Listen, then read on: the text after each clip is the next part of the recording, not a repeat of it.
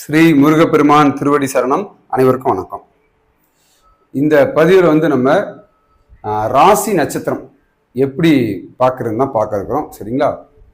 இப்போ ஒரு குழந்தை பூமியில பிறக்குது அப்படின்னா, அந்த குழந்தை பிறக்கும் பொழுது வான் மண்டலத்தில் சந்திர பகவானானவர் எந்த ராசியில இருக்கிறார் அப்படின்றத பார்த்துட்டு, அந்த ராசி எந்த ராசியில் சந்திர பகவான் இருக்கிறாரோ அந்த ராசி தான் அந்த குழந்தையினுடைய ஜென்ம ராசி. அந்த சந்திர பகவான் எந்த நட்சத்திரம் சார வாங்கி அந்த நட்சத்திரம் போய் நிற்கிறாரோ அந்த நட்சத்திரம் அந்த குழந்தையினுடைய ஜென்ம நட்சத்திரம் ஆகும். சரிங்களா? ஆமாம். இதை நம்ம ஒரு எடுத்துக்காட்டோட பார்க்கலாம். சரிங்களா? இப்போ இப்போ 10/7/2025 காலை 9:30 AM அப்படின்னு பார்த்தீங்கன்னு இந்த டைமுக்கு இப்போ ஒரு குழந்தை பூமியில பிறக்குன்னு வச்சுக்கோங்களேன். இந்த நேரத்துல குழந்தை ஒரு எடுத்துக்காட்டுக்கு சரிங்களா, அந்த நேரத்துல ஒரு குழந்தை பூமியில பிறக்குது அப்படின்னா சரிங்களா, அந்த குழந்தையினுடைய ராசி கட்டம் இப்படிதான் இருக்கும். இந்த ராசி கட்டத்தை கிரக அமைப்புகள் இப்படிதான் இருக்கும். ஏன்னா இப்போ இந்த நேரத்துக்கான ஒரு கிரக நிலையை நம்ம போர்டில் எழுதியிருக்கோம். சரிங்களா? இப்போ இந்த குழந்தை பிறந்துச்சுன்னா இதுதான் அந்த குழந்தையுடைய ராசி கட்டமா இருக்கும். ஓகேங்களா?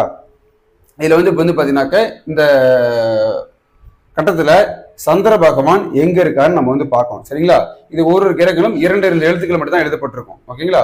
இது பாத்தீங்கன்னா சந்திர பகவான் இந்த தனுசு ராசியில இருக்கிறார். அப்போ இந்த குழந்தையினுடைய ஜென்ம ராசி என்ன அப்படின்னா நம்ம தனுசு ராசி அப்படின்னு எடுத்துக்கணும். சரிங்களா? அதுக்கப்புறம் இந்த சந்திர பகவான் எந்த நட்சத்திர சாரம் வாங்கியிருக்காருன்னு பார்க்கணும். சந்திர பகவான் நிற்கிற நட்சத்திரம் எங்க அப்படின்னா பூராடம் 1ஆம் பாதம்.